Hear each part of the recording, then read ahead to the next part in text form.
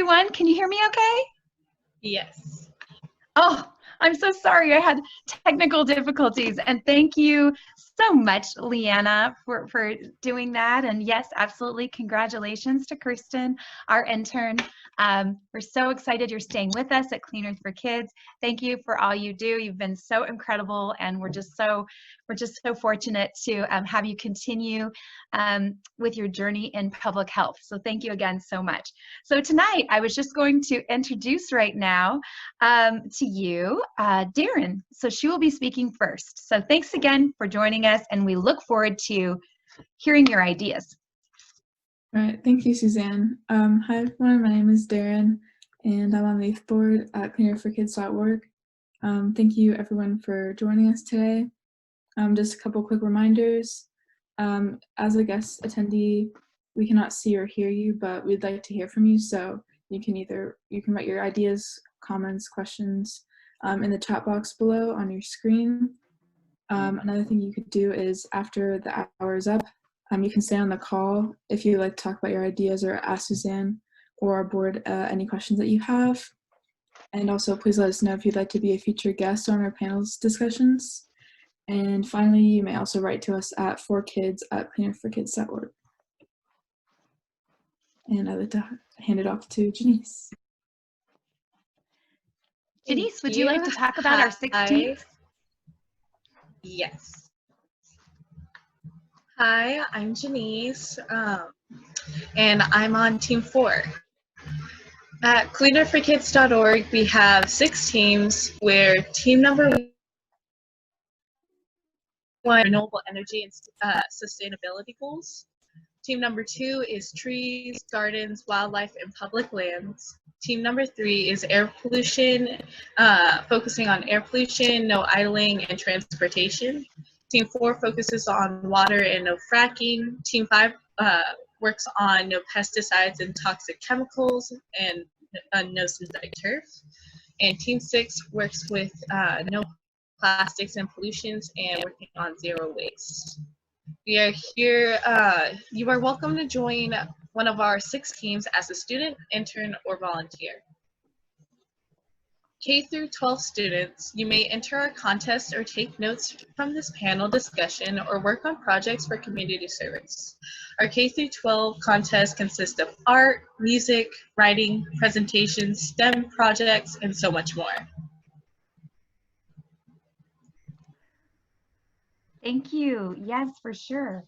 So, and we are missing Judith tonight. She's done lots of our art for Clean Earth for Kids. And we have a contest for all students K-12 to make no idling signs. And so they draw the signs to remind people to turn off their engines. And then these signs can be posted at schools, and we print them on metal. So there's several contests and challenges that students can take. So here's some examples of the no idling signs we're talking about before. So Darren, would you like to say a few words? Sure. There's a lot of different types of contests that you can do. Please remember to enter our no idling sign contest, where you just write or design a sign. It can be any type of image that you want, but it just has to say no idling, and if you win, it will be printed on a metal sign and just be displayed outside of schools, parks, and other places. So this is important because 1 minute of idling has more carbon monoxide than 3 packs of cigarettes, and 1 gallon of gas burned can put more than 20 pounds of carbon into the atmosphere. So your contribution would be really helpful. And here are some examples of some art done by artist Judith pertaining to idling. So great. Janice, would you like to share about our community service opportunities? Of course. If you're taking notes for community service hours, please remember you need to take 2 full pages of notes plus a summary paragraph. And instructions are on cleanearthforkids.org. To learn more about K through 12 contest or community service, please visit our Clean Earth for Kids website. Great. Okay. So today we're going to talk about some rollbacks. So let's see. All right. So Janice, would you like to get us started with the title of our panel discussion and talk with us about these 95 rollbacks? Yes. The title of today's panel discussion is EPA Part 7, PFAS, Lead, and Pesticides, Actions We Can Take. If you would like to learn more about rollbacks or undoing protections for our water or air or lands, our homepage on Cleaner for Kids has a list of 95 rollbacks or undoing of protections for our water, air, and lands. And we follow Harvard University and Columbia University's trackers that post updates. I would like to invite you to take a challenge. In a minute, I'm going to show you a list of rollbacks or undoings of protections for our air, waters, and public lands. Your challenge is to select one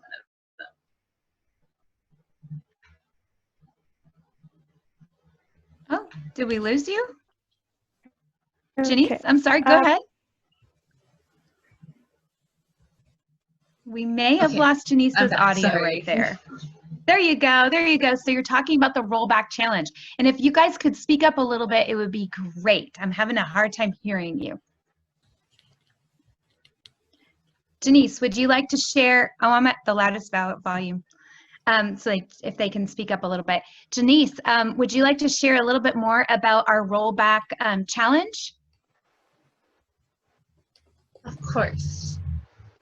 So on our rollback challenge, we are asking you to select a rollback and call it out on why the rollback is harmful to our air, water, public lands, health, or national parks or wildlife, and then to take a stand about it. Create art, music, or a 20 to 60-second video. Give an idea or kind of actions that we can take.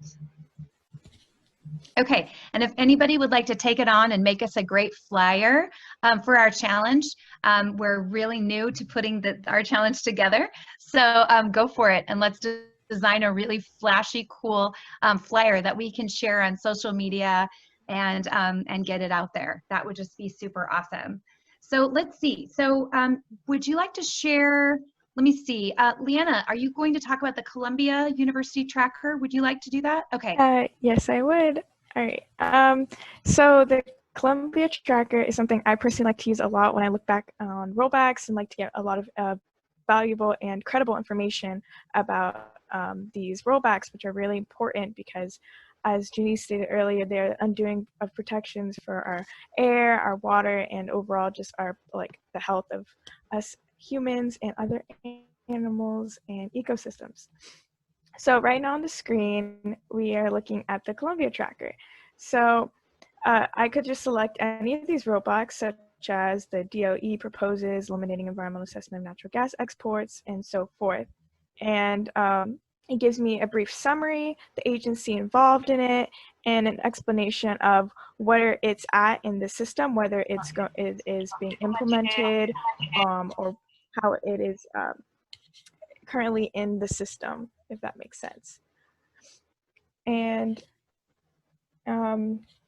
let's see. So, for example, and that's really important. So we were excited to hear from Columbia University, and we're hoping that we can have a great collaboration. We're so excited. We let them know that we were using their tracker to look up all of these different rollbacks or undoing of protections for our water and our air, our public lands, because we're so concerned about what's going on, right? We don't want to lose these vital protections. And so it's so great. You can go on our website. You can go on our website and on the front page, homepage, you scroll down and you see the 95 rollbacks there. And it was an article put out by the New York Times. And so we'll see if we can pull that up real quick. A slide of the 95 rollbacks. Here we are. Okay, and actually now it's 98. Okay, that's a sad thing. And so it breaks it into these different categories of air pollution, drilling, infrastructure, animals, toxic substances, water pollution, and others. And so this is a way that we can see what is going on, just as Leanna was explaining. So we're very excited to be working with Columbia Law School and or the opportunity to do that and work with them about all of the important things. So what they do is they just keep real close tabs on that. So we are anticipating that we'll be working with Harvard and other universities as well. We have to say, give a big shout out to our newest intern from Notre Dame, Maureen. We're super excited to be working with you, and you come with a lot of interesting and exciting experiences and background, and I just know that you'll be such a great fit for us. So, and on the call, of course, we've got Debbie Matthews from NAACP and Youth. Thank you so much, and we're so excited that you're on the call. We have people that are working so incredibly hard to stop toxic pesticides, synthetic man-made pesticides. And so later today, Darren, who leads Team 5, will be talking to you about that. We're also going to be talking about synthetic turf and the goals that we have to get these things banned. So thank you again so much. So let's look at Harvard. So let's see, who would like to talk about the Harvard tracker? Anybody want to take that one on? Okay, Leanna, why don't you go ahead and talk about Harvard? Okay, so the Harvard University tracker is very similar to the Columbia University tracker. It gives you the kind of the rollback of which like the rule that is going to undergo that rollback, the agencies again, and the status, as well as when it was last updated. So it keeps you everything updated as much as possible. So include dates and everything so that you guys can stay very informed, and you can utilize this information and kind of speak out about it and stand up about it with these all this valuable information, especially right now, you know, while we are busy with school and work and the whole COVID-19 situation. Every week we are losing major protections to our clean air, our water, our national parks, and public lands. So it's important that we view these lists on these trackers available and you know, take part in this action to make sure that these aren't rolled back. You know what I mean? So these trackers are really valuable and a great option to utilize for information. Oh yeah, absolutely. Speaking of rollbacks, would you like to talk about the Clean Power Plant rule and how that rolled back and replaced with the weaker, affordable, clean energy rule? Do you want to talk about the differences and what's happening and what that means for us? Yes, I would love to. So I co-lead Team 1, which is Climate Action Plans, Renewable Energy, and Sustainability. So this is something that's really important to me as it kind of pertains to renewable energy and the renewable energy and clean energy sector overall. So the first rollback that we're going to discuss is the rollback of the 2015 Clean Power Plan. So this rollback puts more greenhouse gases and pollution into our air. So I think this is really important to talk about. So the purpose of the Clean Power Plan was to reduce greenhouse gases from carbon emissions and reduce air pollution from power plants directly. Sadly, however, the Trump administration's EPA replaced it with this weaker rule called the Affordable Clean Energy Rule, otherwise known as ACE. Under the original Clean Power Plan, states would have flexibility in how they lower pollution, and the plan would stress renewable energy and energy efficiency as key tools, which would overall boost our clean energy economy. However, and it was also projected to save up to 4,500 lives a year and reduce climate That's a lot. That is a by lot. more than 400 million tons a year by 2030 under this original plan. However, it is under attack by this Affordable Clean Energy Rule, which would result in increased soot and smog-forming pollution in as many as 20 states and Washington, D.C. by 2030. So yeah. It's honestly quite a joke that the name for this rollback is Affordable Clean Energy Rule, as we think about the cost of human life and the diversity of our ecosystems that will be lost and changed if we do not take climate action. we have to reduce greenhouse gases and also reduce pollution. This act is not in no way, basically it's not affordable because none of us can afford to allow these higher levels of carbon monoxide, dioxide, and other forms of pollution to increase, as it's going to harm our human health. It's also important to remember that under this new rule, it would allow the coal industry and other forms of air pollution to continue what they're doing, and these industries won't be slowed down as they would have underneath the original Clean Power Plan. And the coal industry pollutes the air with toxic mercury, and this toxic mercury is a neurotoxin to your brain and can harm health. And in certain instances, if it's released into water sources, you can go through this this process called bioaccumulation and biomagnification, which would and water. It would be consumed by fish, and it would go up this food chain until we consume that fish. And it can harm us, but also harm the fish and the ecosystems. It's just overall a really, really bad thing to have in our air and our water, and it can be expedited by such a plan. Absolutely. So let's make sure we give a shout out to our favorite artist, Judith Panetta. Judith works hard to bring her thoughts to life through her art and evoke emotion that she's feeling. So she's very concerned about this rollback. She's actually studying right now for a test tomorrow, so she's not on. We'll wish her luck with that. So it was very important for her to make this drawing. Mercury does hurt brains. As Leanna said, it is a neurotoxin. So we're very disappointed about this rule and others for sure. So thank you so much for talking about that. So Leanna, is there anybody fighting? Who are the people, the major players that are fighting this rule? Okay, so the American Lung Association and the American Public Association have stepped up to say that this new rule does not fit at all with the Clean Air Act of 1970, and it's not valid, it does not count. So this case essentially is going to the US Court of Appeals in Washington, D.C. as of right now, as well as climate scientists, health groups, religious organizations, and outdoor clothing and hiking suppliers such as Patagonia and Columbia. They are all working together to fight back this rollback, as these rollbacks will harm public lands, national parks, and outdoor spaces in terms of people going to them, because less people will be involved in going to these areas if the air outside is not breathable, it is not healthy for them to breathe. So these companies will really be impacted. So they're suing. So Columbia and Patagonia are also suing because this hurts their business. And there are 8 million jobs in this sector, in this industry, and it is a $877 billion industry. So it's really important that we also have the backup, not only of these health associations and organizations, but also businesses as well. Yes, so important, so important.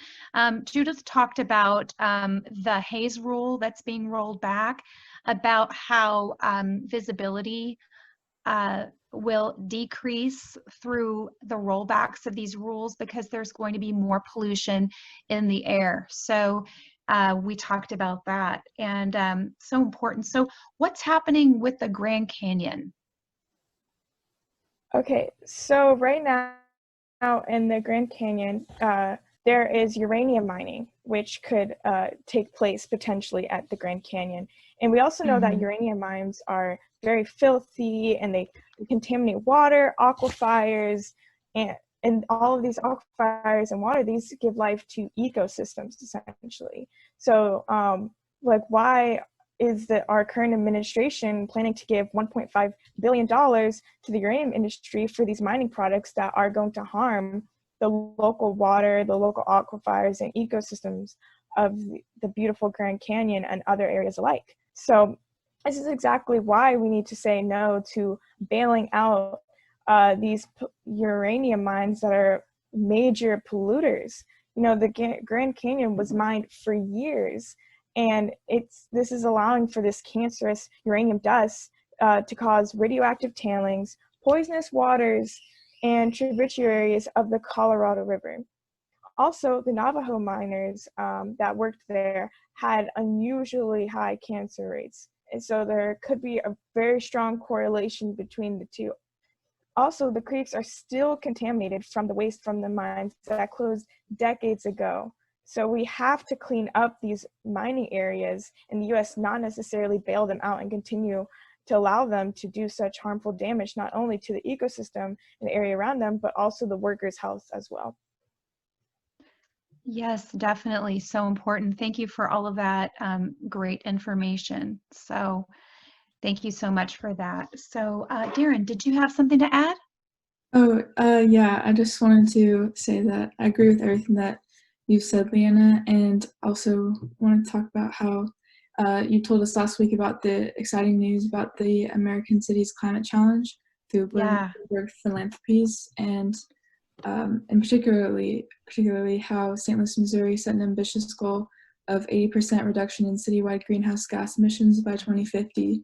So while this is happening in the Grand Canyon, we still have a few victories on our side. Yeah, thank goodness, right? We do have some really good news to share. Okay, yes, so this is so cool. So yes, this reduction in oh, sorry, go ahead if you want. Oh, okay. Okay.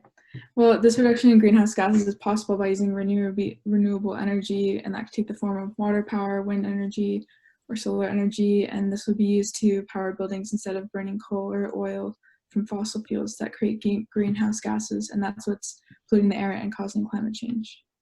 Yes, and as you mentioned earlier, yes, shout out to St. Louis, Missouri.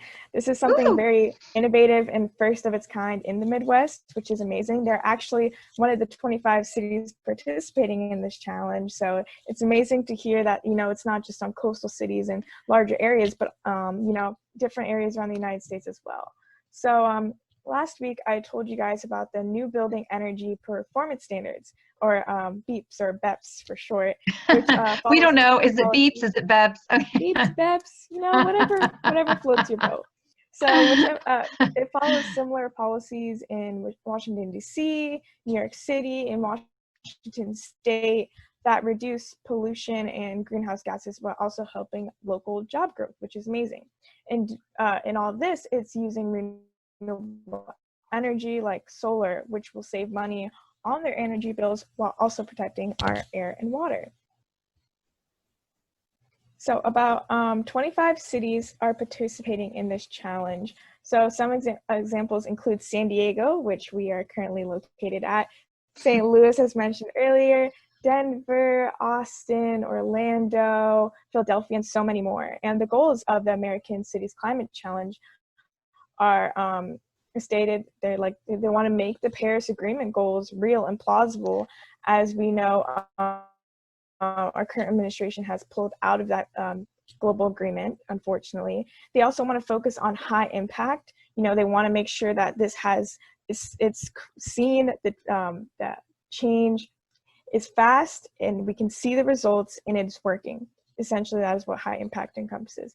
They also want to create a community and lead a movement, essentially. They want to be these leaders that can serve as a model for other cities to pursue these ambitious climate goals, as one would say. And they want to deliver results through this. So a good thing is, this is a good thing because climate change and greenhouse gas reduction needs to be fought at a city level as well as a federal level. And these 25 cities will serve as models for other cities around the country to follow suit. Because when cities are showing these changes, it's more plausible to create federal change as well. And I think that is what we also want to focus on. And it's a big goal of this entire project as well. Yeah, so exciting, so exciting. Mm-hmm. Oh, I would also like to mention that a way we can also help cities who aren't in this challenge are through climate action plans. So climate action plans are these frameworks that serve to measure and reduce greenhouse gas emissions in the respective city, school district, county, country, state, and so forth. And they include things like community choice energy, no idling, that would be great, the planting of trees, so many things across the board. For sure. And right behind me, I have on my as my screensaver is our 6 teams that Janice was talking about earlier. And so you can see team 1 right here, Climate Action Plan. So we have free curriculum, of course, for everybody, K-12 and beyond. So we have a Turn It Off campaign, where we do art, music, video clips, all those things, contests and challenges for schools. So that's really exciting. And so I'd like to say thank you to the Youth Board for all of your great creativity, and the youth listening now, and all of you for supporting us in these actions. Super excited to get the first climate action plan going for Oceanside. We only got 75% renewable energy when we wanted 100, but we're working on that. So as Leanna said, there's lots of stuff on our website. So Leanna, I have to ask you, with COVID-19, the impact to renewable energy, because we know that renewable energy is the way. We have to stop burning fossil fuels, as you have said. It's just absolutely terrible. So for air pollution and greenhouse gases, we just can't have that. So we need solar. So what's going on now with solar and wind with renewable energy?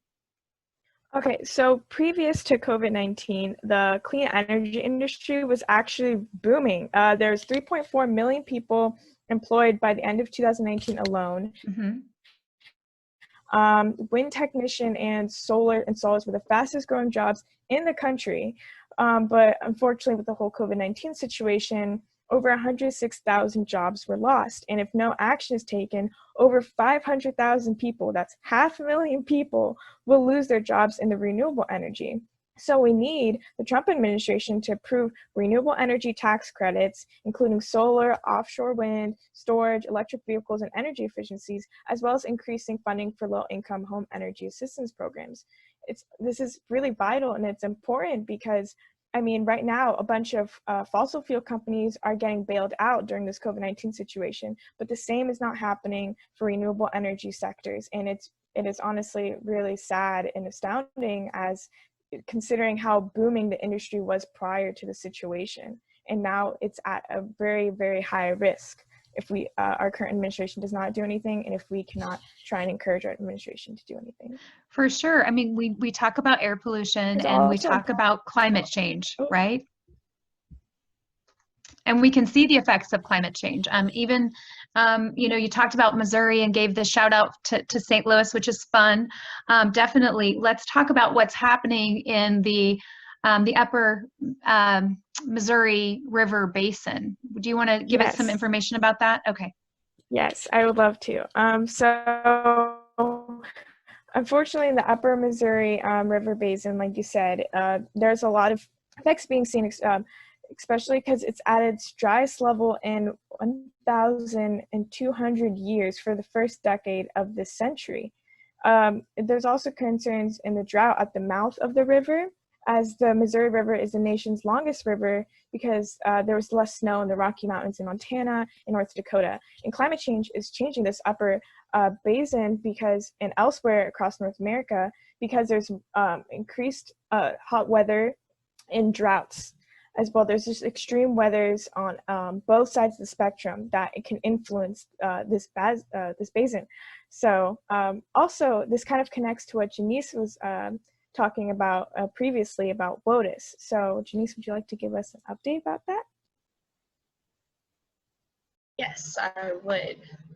So last week we were talking about WOTUS, and WOTUS stands for Waters of the United States. California, New York, and 15 other states stepped up to protect our wetlands and our drinking water by suing the Trump administration. The Attorney General Xavier Becerra from California said clean water is a fundamental right. It is essential to preserving California's biodiversity and protecting the health of our children and communities. We don't intend to turn back the clock on clean waters. This rollback is supposed to take place on June 22nd of this year. The WOTUS Waters of the United States rule. As you may remember, the Wetlands of the United States and Clean Water Rule. This rule defines which streams and wetlands are protected by the Clean Water Act. A narrow definition would leave many wetlands and streams vulnerable to pollution and would hurt the quality of our drinking water. This rollback or undoing of this protection would also hurt our wildlife. As we shared last week, a wetland, a place where there are ponds, no marshes or marshes, birds, ducks, frogs, insects, and different kinds of plants living in an ecosystem. And under this rollback, wetlands could be destroyed and the wetlands could be filled with dirt, leaving no place for the animals or the ecosystem or extra rain to prevent flooding. Wetlands help filter our water because trees and plants help clean the water. Without the wetlands filtering pollution, more toxic chemicals would make its way into our drinking water. More pollution could get into our storm drains, and this would also hurt the fishing industry because there would be more pollution in our water. So it is clear that these essential wetlands and streams are an essential part of purifying our water. The Trump administration wanted to limit the definition of what waters were protected and not included protections for wetlands or streams or areas that are not filled with water all year long. Some streams and wetlands fill up with melting snow or rain. The Trump administration wanted builders to be able to fill in wetlands with dirt and build on it without moving or relocating to another area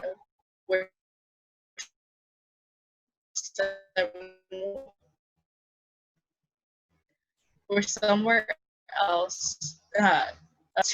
Luckily, states are standing up. Okay, so personally, I'm glad to hear that the states are actually standing up to protect our water, because this is really good news. I know. How many? It's like 17, right? Yes, and it's really exciting for me because I'm from Florida, and there's a lot of wetlands in Florida. So and a lot of people don't realize how vital they are, not only to the ecosystem, but also the economy of many of these states as tourism and stuff like that. So it's really important that we stand up for these areas. I'm also concerned about how the rollback affects the time to replace lead pipes for drinking water, because this is, I think, personally a major concern, especially being really into public health. Janice, could you talk a little bit more about this and why we should be concerned? Yes, so this rollback, this proposed rollback is of concern because there is no safe amount of lead for humans.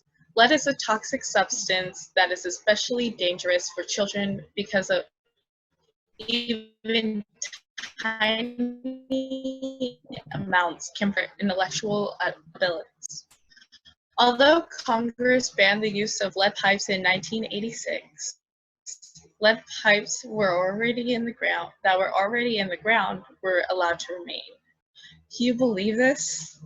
30 years later, and still about 15 to 22 million Americans still cook water through lead pipes, known as service lines. This rollback is doubling the amount of time to remove lead. We must eliminate lead, since there is no safe level of lead for children's brain and neural development. All lead pipes and service lines should be replaced, but instead, the government has just tried to monitor or limit lead contamination in water through the EPA's lead and copper rule.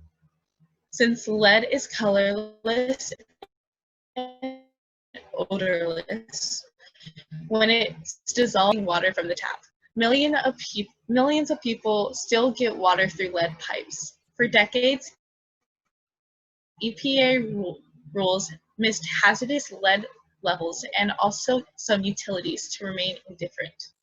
How is it possible in America in the year 2020 that the president or anyone would try to allow kids to be drinking water from lead pipes?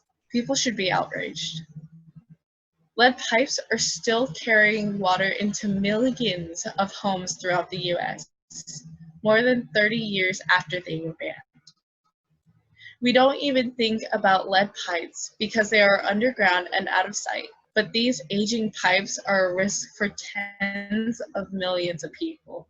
There's new data analysis by APM, and reports show that these pipes may be leaching significantly more lead into Americans' tap water than government monitoring has revealed. This Wow. is just, and this is like unbelievable to me, because so basically you're saying that this proposed rollback increases the time allowed to remove lead pipes from water systems with high levels of lead. So if like we know there's a pipe or service line used for drinking water, it needs to be removed. As you said, there is no safe level of lead ever, and because it hurts our brains, and it's just terrible. So what do you suggest we do?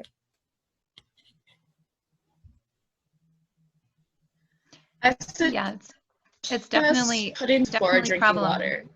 Yeah, okay, go for it, Janice. So what are your ideas? I suggest putting people to work and rebuilding the needed pipes for drinking water, so people in our country can have access to clean, safe drinking water. Water is life, and water is a human right. We live in the 21st century with the capacity to do many things. We cannot expose children and low-income families to unsafe water. It's just not right. Lead pipes are an example of environmental injustice. The proposed revision of an important regulation called Lead and Copper Rule ignores years of research by doctors and scientists. In fact, the EPA is ignoring its own scientists and experts to maintain inadequate testing for lead and doubling the time to replace pipes when lead is found. Oh my gosh, I just hearing that, because there was also in a previous panel discussion, we talked about how one of the EPA rollbacks is limiting science in making these decisions. So it's really important that you kind of mentioned how the science is being ignored. So who benefits from not taking out these lead pipes? Because somebody has to benefit, of course. Well, Leanna, the water utility companies will save money by not taking out the lead pipes. The water utilities were on the decision-making boards. How is that okay? People want to save money, and kids are getting lead poisoning, so they are not doing the adequate testing of water? It's just not right. No, absolutely, absolutely. This is so important that you're bringing this up. So you had mentioned detail why. Go ahead. We're having some technical difficulties tonight. So sorry about that. So go ahead, Leanna. What were you saying? Go ahead. You guys not hear me? Sorry, it doesn't tell me if it's unstable. You're good. I basically was saying, so what makes their current lead testing inadequate? Well, the Environmental Protection Agency has allowed utilities to use a less effective testing method that doesn't do pipes. And scientists who work at the EPA have spent 10 years pleading with the government to require a more rigorous testing method. The EPA has shown since 2011 that its testing method doesn't adequately measure how much lead can be released by these lead pipes. I think that's just crazy that they've known that their testing method is inadequate, and it must be frustrating, especially for people within the EPA underneath the current administration, to know that they had more rigorous standards, and now that they're being kind of lifted, and that these rigorous standards are needed, and nothing is being done about it. Yeah. In October, the EPA ignored years of research by its scientists, and the EPA agency sided with the water utilities who did not want to replace lead pipes and who wanted to use a lower standard of testing for lead. An EPA researcher who wanted to be anonymous stated, "This rule does absolutely nothing to address all the deficits we've known about this testing for the last 10 years." That is just crazy to me. That especially that they had to remain anonymous and that that EPA knows about this and nothing's being done. This is shocking. Yeah, even more shocking is that APM reports gained access to the EPA documents and analyzed the lead testing data for the first time and found the EPA's limit on lead in water is action level, isn't based on what's best for human health, and estimates that the limit would likely need to be 70% lower to prevent lead poisoning among young children. And APM reports analyzed the results and found lead levels 2 times higher on average than the results of EPA standards procedures. Chicago and the state of Michigan used more rigorous testing methods in thousands of homes with lead service lines than the EPA. EPA is claiming that their changes better to protect and is public health through a holistic approach most impacted by lead in drinking water.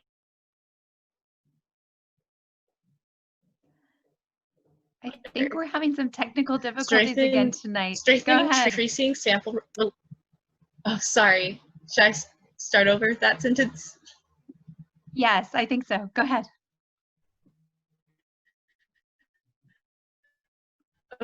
Okay. So we're having a few technical difficulties with Janice's feed. Is claiming that the changes better protect the public health, improving communication. So I think we're having a few technical difficulties tonight. We've been Are so we still lucky. having difficulties? Yeah, just a little bit. So we have been so lucky to not have these difficulties, but very often we've had them just a couple of times. There's like a lag. And so we apologize to everyone. And thank you so much for hanging in with us. Janice, this research is just so important that you've been doing and learning about all of these rollbacks, all of you. This is so very important. And so we know that we can use the tracker from Columbia University, Harvard University, on our website, Cleaning for Kids. You just scroll down and find that, and also learn about now it's 98 rollbacks. So thank you so much for that. So I'm gonna, hopefully the feed will be a little bit better today. I mean, better right now. I know that you also were going to talk about, we were talking about water. We talked about the rollbacks to water, the rollbacks affecting the streams and the lead pipes. And we're going to be talking now about PFAS in our water. And so today we were hoping to be online with Mark Ruffalo and the actual lawyer from Dark Waters. Because of their technical difficulties, it was very hard to hear what was going on, and I hope everyone out there can hear us now. And we apologize for this, and hopefully next week we won't have the lag. We're so sorry about that. So Janice has been doing, and as all of the youth and our volunteers and our fantastic consultants have been doing so much research on these things that the Trump administration's EPA, people that he's put in charge of the EPA, and what is happening as a result. We know that the very hardworking people employed at the EPA, have put in decades of work, and are absolutely disappointed that their new boss is directing things to go the way that they are and pull the country in such a negative direction. So we'll check the audio and hopefully it will be just back perfectly now. So Janice, I would want to know, we're going to check the audio. Would you like to talk a little bit about dark waters and PFAS?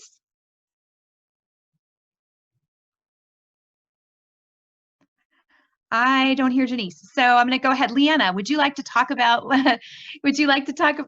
dark waters and PFAS? Yeah, so as Suzanne was talking about, PFAS is a serious issue. However, we do have some good news about it. You know, there's a hardworking lawyer that is played by Mark Ruffalo in this movie, Dark Waters, whose water was being poisoned by chemicals and wanted to take some action on it.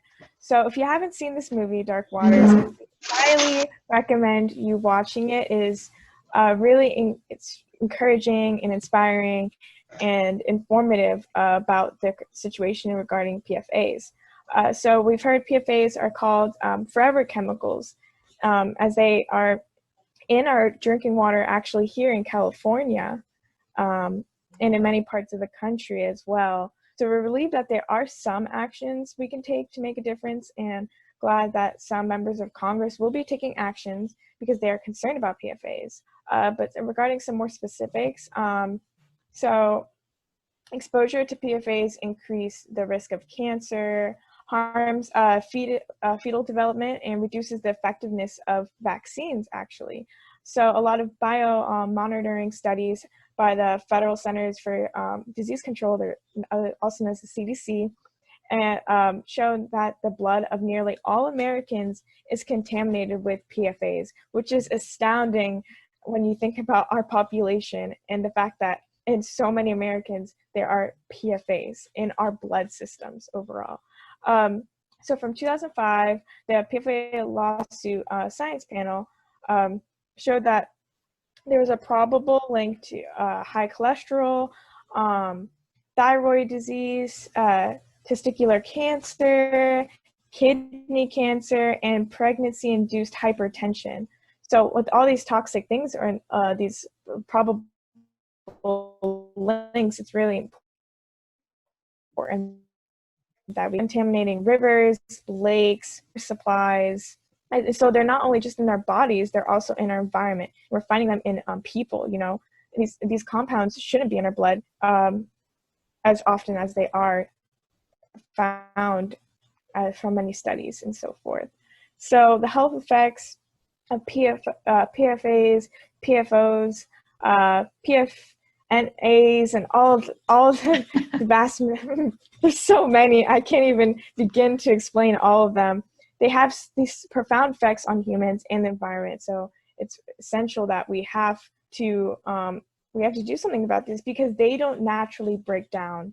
I mean, to begin with, PFAS itself is just a class of over 5,000 chemicals that don't break down, and they won't ever naturally break down without the help of other chemical compounds. And essentially, these PFAS were invented by DuPont in the 1930s, and the nonstick pan called Teflon invented in 1946. So people had no idea that these chemicals would be around forever as they don't naturally break down, that they would get into our water and into our bloodstreams, as PFAS are in the blood of 97% of Americans. So it's just crazy that they're in Teflon pans, they're used in cardboard wrappers for fast food and bakery goods, furniture, carpets, clothes, stain-resistant, water-repellent items, cosmetics, and other personal care products, and also in firefighting foam. So I think just that list alone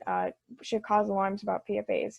And I hope that this information kind of gets you concerned about PFAS, as not only they're harmful to our health, but also our environment.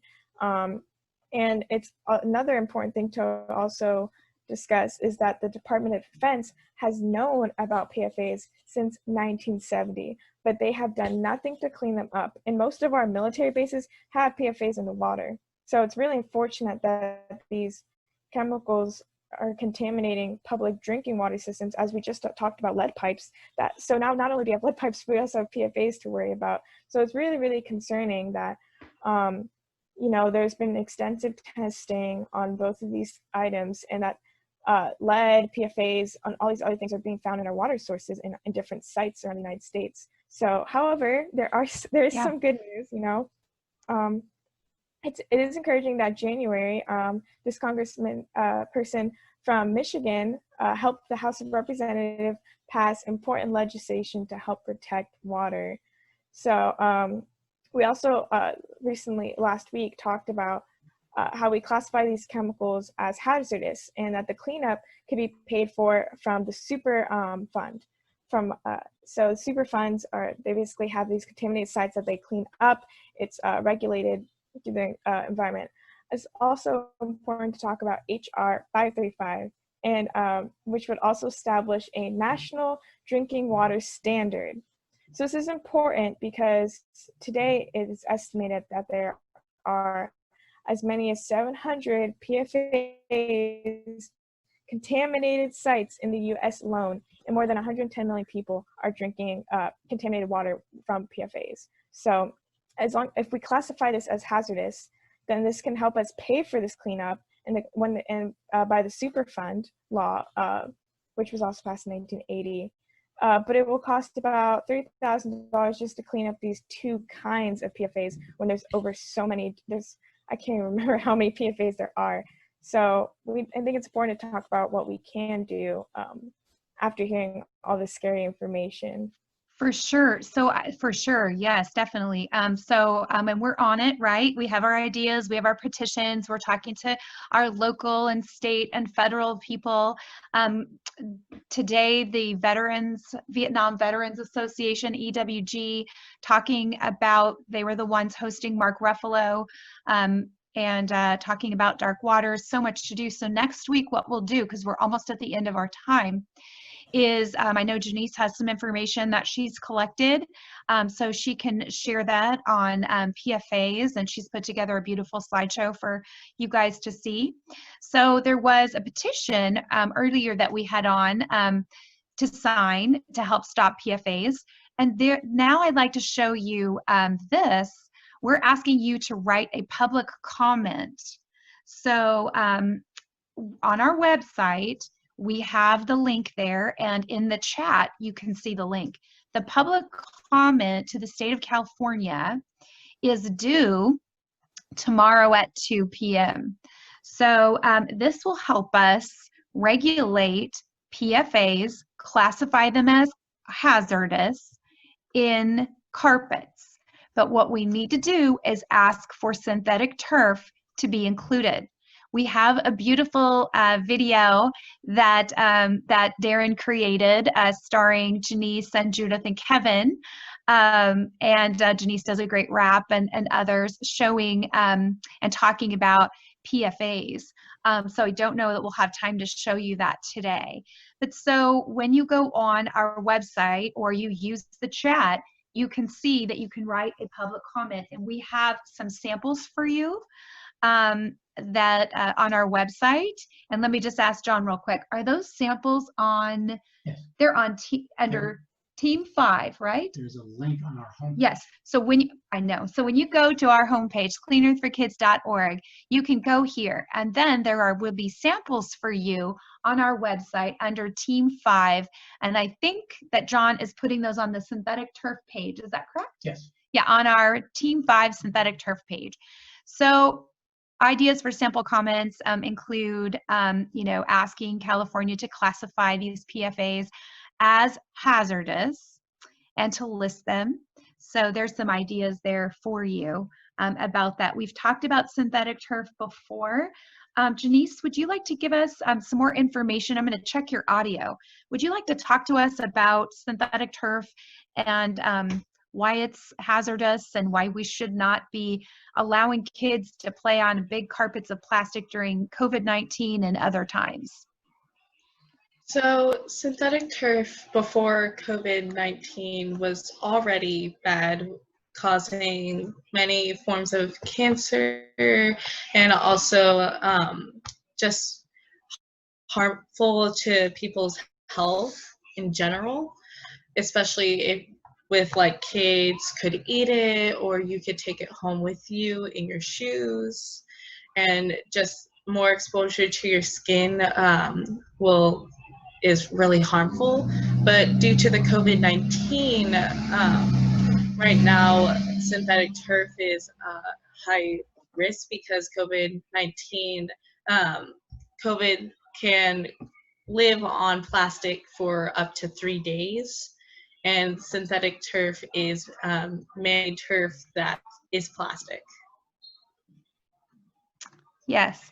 So, and we know that, you know, our friends at Safe Healthy Playing Fields have given us a lot of great information and research, and we really appreciate their great collaboration and the important things that they've been doing for years to tell us about why we need to stop synthetic turf.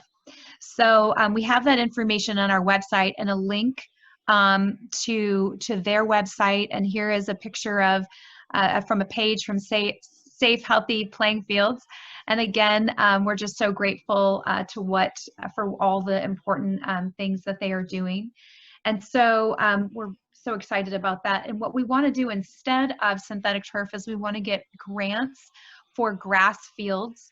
We know that through proper soil maintenance and soil testing that you can have beautiful grass fields that are played on 7 days a week, watered once a week or twice in the summer, as they have here in Irvine, California. And so it's all about the maintenance of that. So we should not be paying $1.5 million approximately for each little piece of plastic in a big park. These fields for the kids to play on. We need to be spending our money on other things, and also we just don't want to expose our kids to the to the heat. Synthetic turf fields are much hotter. We don't want to expose our kids to the chemicals, and there are more injuries on synthetic turf. So it's just bad all around. So definitely, thank you. So thank you. Darren, I know we have a few minutes left, and in that time, I'd love for you to talk to us about the good news about pesticides. I'm so excited for you to talk about what's happening here in the County of San Diego, with us working together at the state level, and of course we're working at the federal level with Mike Levin and others, Representative Al Marasucci from the 66th District in California is an amazing champion, and so many others. So we're excited to work with other groups. We've worked with non-toxic neighborhoods. We're excited about the things that Beyond Pesticides and PANA have done. There are other non-toxic groups as well. But can you give us a rundown? And then next week we'll hear lots more about it. So, okay. So Darren, take it away. Okay, thank you, Suzanne. I'll just try to get through this as quickly as possible. But basically the good news is that California Governor Gavin Newsom has recently stated that we need to protect our children from pesticides during this pandemic more than ever, because pesticide exposure can cause respiratory problems, which increases risk for COVID-19 to cause serious damage. This doesn't introduce any new regulations, but it basically strengthens the guidelines immensely for strict enforcement of pre-existing regulations. And there's also a heavy emphasis on protecting schools and homes. And schools may sound strange to you, but people are still going to their schools for free lunches, or some teachers will hand out packets and students will go there to pick them up for take-home lessons. Some direct quotes about this from the press release. Quote, "Violations that occur near homes or schools during the COVID-19 emergency should be considered among the most serious and should carry fines at the top of the range. This could mean fines of up to $5,000 per person per incident," end quote. So basically that just means people will face much more severe consequences for their actions. And then a quote from the letter to the county agricultural commissioners: "Pesticide applications are expressly prohibited when there is a reasonable possibility of contamination of the bodies or clothing of persons not involved in the application process. So basically, this is a big step forward because while it is a direct result of this pandemic, it's definitely a catalyst to get us to start talking about continuing this enforcement in the future and maybe even preventing the use of pesticides so we don't need these enforcements anymore. This is amazing news. This is just amazing news, absolutely. And I love how at the bottom you were talking about, and this is a letter from the governor that you can see on your screen if you have access to a screen, talking about healthy soils. This is so beautiful. Alternative pest management strategies. I mean, these words, they're just so beautiful, right? So excited to see them at this level, talking about other things that we can do, and we're working hard on that. We're so excited to be on a committee with the County of San Diego, talking about prohibiting these toxic chemicals. Darren and all of you have done an amazing job.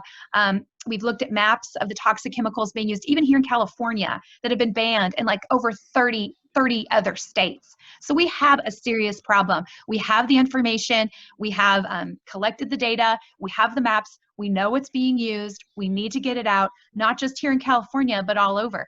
Chlorpyrifos is a neurotoxic pesticide that was brought back under the Trump administration. And so right now, only California has banned it, and then New York is banning it 2021 and Hawaii 2022. So we must move forward and protect the 47 other states that are using chlorpyrifos. So we're excited to work with California Congressman Mike Levin on HR 230. We're excited, as we said, to continue our work with the governor. We're continuing our work with schools and Almera Suchi, trying to ban glyphosate and other toxic chemicals.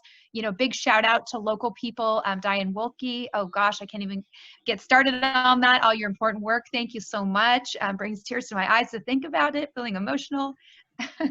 Thank you so much to Christine Gorman. Thank you to Emily Catalan. This issue is very important and personal to me because, of course, I was, as you may know, I was poisoned by pesticides myself and lost the ability to speak, and it burned my lungs. I had to move from my home, and there are still children who live in that area. And as a teacher, of course, and someone who's always done free tutoring and helping everybody out, I worked with several of those students, helping them out, and they still live there. And so this issue is very personal to me. Anyway, so sorry to be emotional. This issue is very important. I didn't think I would make it.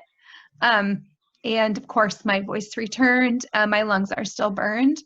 But I started cleanearthforkids.org, and I'm just so incredibly proud of our youth board and all of you that work with us and have patience with us even on this call as we have technical difficulties, etc. So we'll get that cleaned up and come back stronger and better than ever. Sorry about that for tonight. Thanks for hanging in there with us.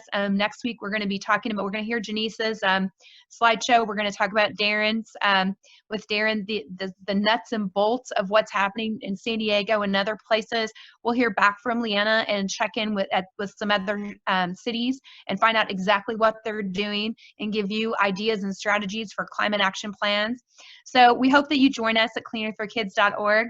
I'll be available to stay on this call if you need anything. We also have this panel discussion is more geared to middle school, high school adults, but we do have art programs and other things for kids. In fact, we've got an eco artist that will be on with us soon. We also will be hearing again from California Congressman Mike Levin. He hasn't officially been on the show. We just met with him several times. We'll be on with him. Join us Saturday at 3 o'clock when we will be on God Radio, which is online with NAACP Sonia Robinson. I don't think we're going to be on this coming week, but we'll be on there soon. Again, guys, great job and thank you. And we had a shout out from Dr. Mustafa Santiago Ali, sending his best. He's a climate champion. telling you guys to keep up the good work. We even made a slide of it. He sent like a little, praying hands, and just wanted to say thank you guys for everything. So I know you guys, Youth Board, you have tests and all the things that you're doing. Good luck with all your exams. And a big shout out to all the people who will be hearing this later as you're studying right now. They're listening to the recording because they've got a big test tomorrow. So our Youth Board, and congrats tonight for you guys picking up the slack for other people who were going to be on and then had a study group, etc. So thank you so much. I hope we all can write this public comment in and get this regulated on our website. Also, cleanearthforkids.org, on the front page, we will have information about that hearing tomorrow in California. We need to get these letters. We need to work together. It's just going to be beautiful. So, all right, well, I'm going to stay on the call, but you guys are probably going to hop off. And so how this works is, if anybody wants to stay on, probably you're exhausted, even our listeners, right? With all this wonderful information that you've shared. So I'll be on here and I can elevate people to panelists. If you have a comment, if you have anything that you want to say, you want to share or talk about, then I'm here for you. So any last comments from you guys that you wanted to say, Youth Board? No. You're muted. Go ahead, Janice. Go ahead, Janice. No, just make sure that you guys all stay safe in this COVID-19 situation, and just keep yourself safe, keep your family safe, and keep other people safe. Of course you would say that. You're so lovely, and I am just so honored to work with you and have the privilege. Then I know that we will know each other for our entire lives. It will be amazing. So thank you so much for all that you do, and all my love is going out to all of you. Leanna, would you like to say something? I just wanted to thank everybody who's sending questions or just comments or anything. It's great to have interactive talks and stuff like that about everything we're talking about. So thank you guys for sending those in. We'll try and get back and answer all of these as soon as possible. And yeah, I hope everyone stays safe and healthy. And yeah, thank you for coming. And great job tonight. And what great leadership that you have shown. We're just so excited, and we're excited for your journey into UCSD and beyond. So we're excited about that. So definitely, Darren, would you like to say goodbye and share? Yeah, basically what everyone else has said. I hope you guys stay safe, and I hope that you guys learned something, and yeah, see you next week. Well, I won't, but you actually are going to miss your first panel discussion. And so I know, and so I'm so sorry about that. You're right. You won't be sharing the pesticides next week because you have a giant test. So we will miss you. And so I'm so sorry we didn't get to all the important things that you had researched and done. Our lag was a little bit tonight, but it is what it is. And we, anyway, thank you so much. And you did amazing, and just so incredibly proud of you. And just again, yeah, you guys are the future of Clean Earth for Kids. So thank you so much. So, okay, I'm going to say goodnight to you. I'm feeling a little, a little emotional still. So sorry. So I'll stay on the call. I apologize. I'm going to stay on the call, and I'm going to stay on the call. I'm just thinking about, I just get so overwhelmed thinking about how appreciative I am for the Youth Board and for all of you. So, but I'll try to keep it together here. So you guys will hop off the call. You guys will hop off the call, and then a few panelists, and they can